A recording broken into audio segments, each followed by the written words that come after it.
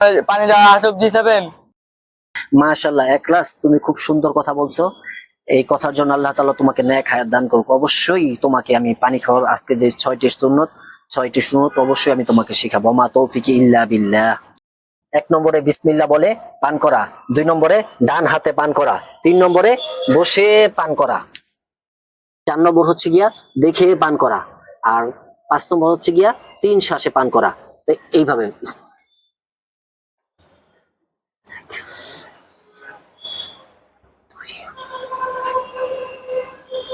আর পান শেষে আলহামদুলিল্লাহ বলা, এই পান শেষে আলহামদুলিল্লাহ বলা, এই হচ্ছে পানি খাওয়ার 6টি সুন্নত।